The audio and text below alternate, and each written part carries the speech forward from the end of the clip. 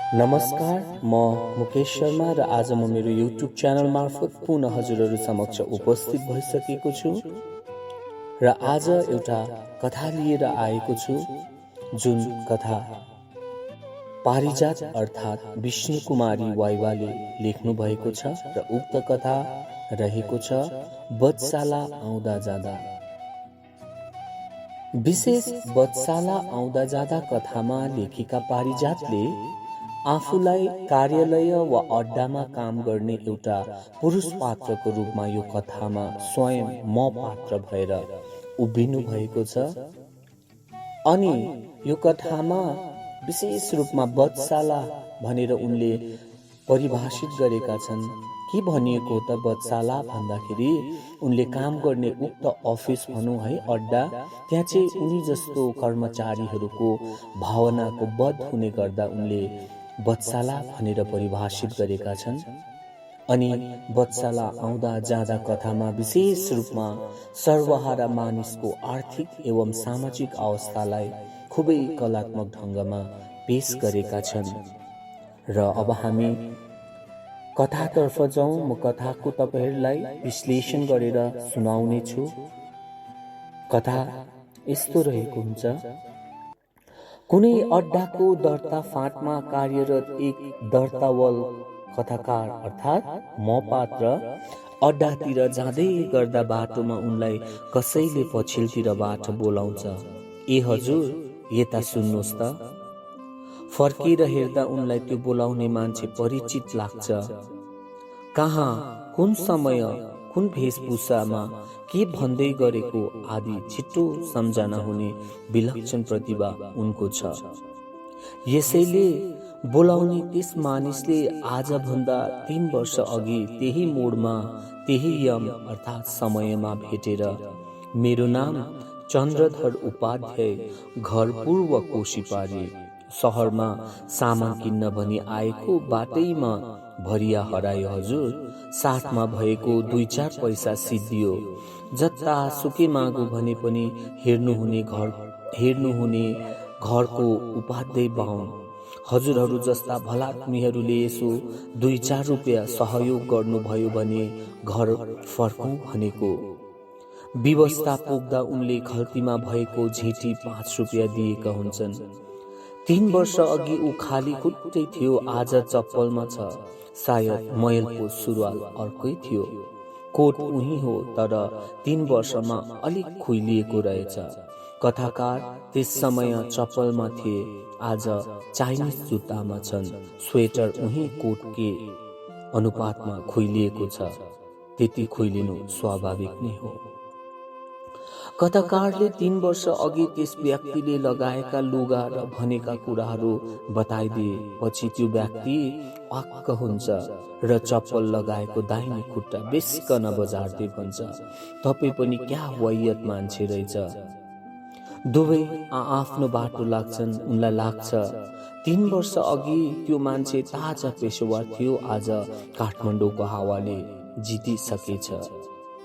यस पेशाबाट कमाएको पैसाले त्यसले लाला बाला पाल्छ कि मदपान गर्छ, त्यसको पछि जासुस लाग्ने समय उनीसित छैन। फेरि यो खतरनाक पेशा पनि होइन। खतरनाक पेशा त काठमाडौँमा कस्ता कस्ता छन्। उनी आफ्नो बारेमा सोच्छन्। उनको पनि एक पेशा छ, तर त्यसबाट 3 वर्षमा कुनै खास परिवर्तन हुन सकेको छैन उनको जीवनमा। घरमा 3 वर्ष पुगेको छोरो छ, रोगी, साधे पहेँलो, ख्याउटे, स्वास्नी जागिर खान लायक छैन। सस्तो थोत्रो डेरामा बस्छन्। तलब, घर खजाना र रोगी छोराको जोड घटाउको परिणाम उनको खुइलिएको स्वेटर, त्यो पेशेवरको कोट जस्तै। उनको प्राय एक्लै हिँड्ने बानी छ। यसरी एक्लै हिँड्दा कहिलेकाहीँ उनी डरलाग्दा कुरा सोच्छन्। यदि डाक्टरले तेरो छोरालाई ब्लड क्यान्सर हुन्छ भनिदिए, म रातारात छोरालाई विदेश पुर्याउन सक्दिन। जसरी पहुँचवालहरूले पुर्याउने गर्छन्, जसरी रगत साटेर आफ्ना छोराहरूलाई बचाउने गर्छन्, उनलाई पनि त्यसरी छोरो बचाउने चाहना हुन्छ। मायाको हिसाब एउटै हो। यदि डाक्टरले तेरो स्वास्नीको पाठेघरमा बच्चो अप्ठ्यारो किसिमले बसेको छ, यहाँ उपचार हुन सक्दैन, अन्तै लैजाऊ भनिदिए।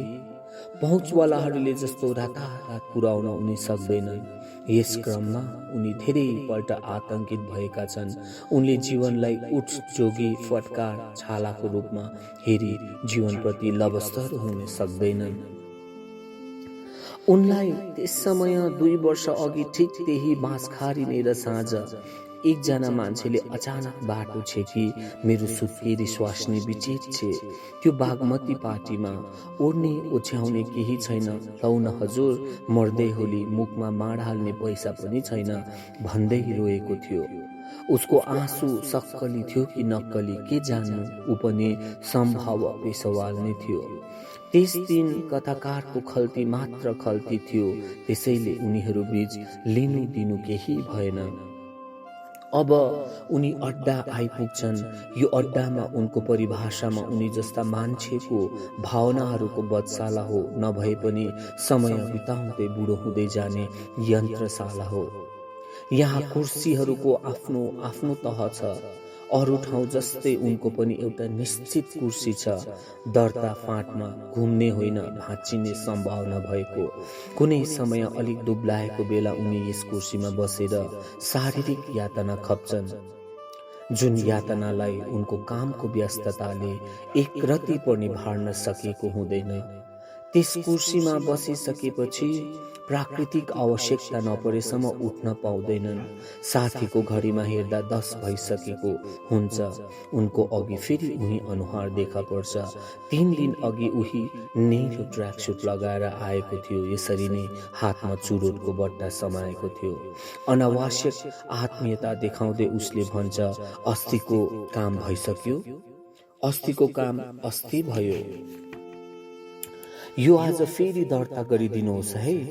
हस्, यहाँबाट यो फाइल कहाँ जान्छ? उसलाई खप्पिस नभइसकेको मान्छे ठान्दै जवाब दिन्छन् उता। त्यसपछि माथि, यो कागज त्यहाँ पुग्नलाई कति लाग्छ? घटीमा 6 महिना, उनले उत्तर दिन्छन्। 3 शब्दको यो उत्तरले उसलाई निकै अत्तल्याउँछ र यस्तो काममा प्रचालित हाँसो हाँस्दै भन्छ, होइन अलिक चाँडो गरिदिनुहोस् न, धन्दा किन मान्नुहुन्छ, तपाईँ हाम्रो छँदैछ नि। त्यस फाँटको कुर्सीबल विशुद्ध मान्छे भएर आफैबाट बाहिर निस्कन्छ र भनौँ एक किसिमको विस्फोट नै भइदिन्छ। तपाईँ हाम्रो छँदैछ नि, के छ तपाईँ हाम्रो? खोइ के छ?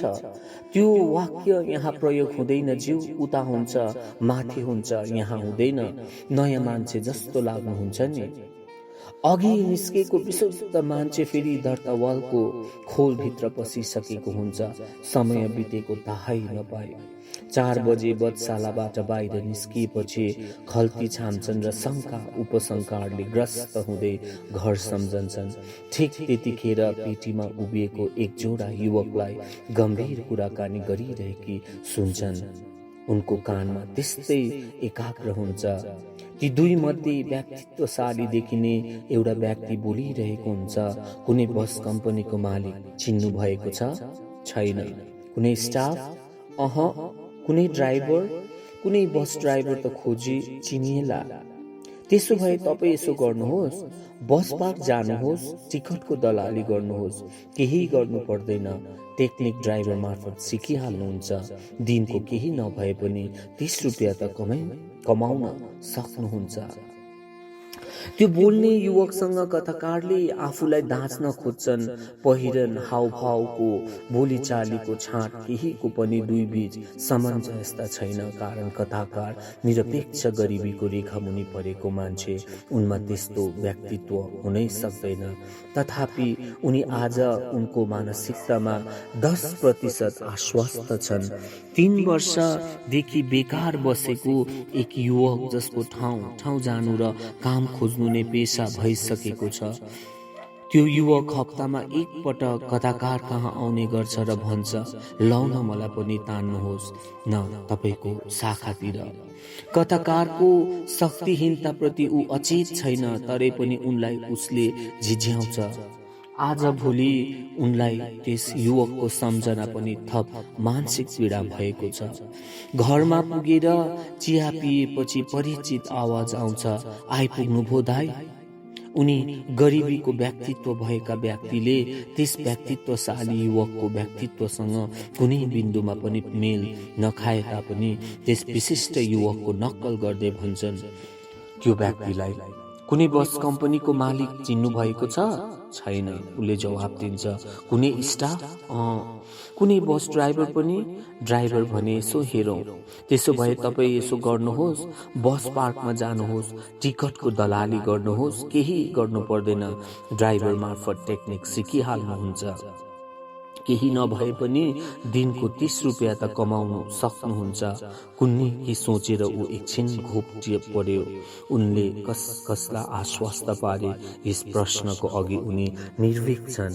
एकाएक सोच्न पुग्छन्, म जस्तो गरिबीको रेखामुनि परेको व्यक्तित्वहीन बच्चाला खप्ने मान्छे यहाँ कति छन्, एकपल्ट कतारमा उभिन पाए हुने भन्दै यसरी कथा अन्त्य भएको छ। अब विशेष यस कथामा कथाकारले समग्रमा भन्नु के खोजेका हुन् त भन्दाखेरि यस बधुशाला आउँदा जाँदा कथाको माध्यमबाट नेपालीको आर्थिक विपन्नता र देशमा व्याप्त भ्रष्टाचारलाई दर्शाउने प्रयास गरिएको छ। पारिजात मूलत प्रगतिवादी लेखिका हुन्, यसैले राजतन्त्र व्यवस्थामा चाहिँ उनले देशमा बढिरहेको भ्रष्टाचारलाई र सर्वहारा वर्गले भोगिरहेको आर्थिक चपेटाहरूलाई दर्शाएर जनतालाई जनवादी क्रान्तिको निम्ति सचेत पार्नु प्रगतिवादी लेखिका पारिजातले यो कथाको माध्यमद्वारा मूल तात्पर्य व्यक्त गर्न खोजेका छन्। प्रस्तुत कथामा जम्मा 7 चरित्रहरू छन्। प्राय धेरै जसो चरित्रहरू आर्थिक विपन्नताको चपेटमा आई दिन रात समस्यामा परेका छन्। युवकहरू बेकारी भई नोकरीको खोजीमा भौतारिरहेका छन् भने जीविका उपार्जनको अभावमा दुःख पोखाई नाटक गरी ठग पेशा अपनाउन पर्ने बाध्यतालाई दर्शाइएको यो कथामा पाइन्छ। यसरी नै तल्लो तहका कर्मचारीहरूले पाएका तनखा अपर्याप्त भएकोले उनीहरूको आर्थिक जीवन स्तर निरपेक्ष गरिबीको रेखामुनि भएको तथ्य कथामा पारिजातले प्रस्तुत गरेकी छिन्। तल्लो तहका कर्मचारीहरू र गरिबीको रेखामुनिका सर्वहारा मानिसहरू कसरी चिन्ताग्रस्त भई बाँचेका छन्, यसलाई यो कथामा मार्मिक ढङ्गमा प्रस्तुत गरिएको छ। नेपालमा अड्डाहरूमा अर्थात् अफिसहरूमा व्याप्त भ्रष्टाचारहरू घुसखोरीहरूलाई दर्शाएका छन् भने पहुँचवालाहरू कसरी देशको सुविधाहरूको भोग गरिरहेका छन् र गरिब वर्ग यस्ता सुविधाहरूबाट कसरी वञ्चित छन्, सो तथ्यहरूलाई कथाकारले आफू स्वयं म पात्र भएर कथामा उभन्दै प्रस्तुत गर्ने प्रयास गरेका छन्। यसरी कथामा कथाकारले ती कुराहरू व्यक्त गर्न चाहेका छन् जुन दर्तवल कर्मचारीहरूले आफू काम गर्ने अड्डालाई बधशाला ठान्छन्, अर्थात् उनी स्वयंले पनि बधशाला, त्यो अड्डामा उनको र उनी जस्तोको अन्य कर्मचारीको भावनाको वध हुने गरेकोले उनले यो परिभाषा दिएको पाइन्छ। कथामा वर्णित मूल घटनाहरू कथाको मूल पात्र दर्तवल आफ्नो अड्डा अथवा बधशाला आउँदा र जाँदा घटेको उक्त घटना यो कथामा पाइन्छ। यसर्थ हजुरहरूले यो कथालाई बुझ्नुभयो होला भन्ने आशा साँच्दै आजको निम्ति म यतिमै बिदा लिन चाहन्छु। अनि जान अगाडि हजुरहरूलाई अनुरोध गर्न चाहन्छु, मेरो यो कथा सुनेर हजुरहरूको सुझाव स्वरूप माया स्वरूप लाइक, कमेन्ट, सेयर गरेर अनि सब्सक्राइब गर्नुभएको छैन भने सब्सक्राइब गरेर सहयोग गरिदिनुहुन्छ भन्ने आशा साँच्दछु। हजुरहरूले गरेको एउटा लाइक, एउटा कमेन्टले पनि मलाई एउटा प्रेरणा मिल्नेछ अनि आउँदो दिनमा अझ उत्कृष्ट कथा कविताहरू लिएर म उपस्थित हुने बाचा गर्दै आजको निम्ति यतिमै अन्त गर्न चाहन्छु। धन्यवाद।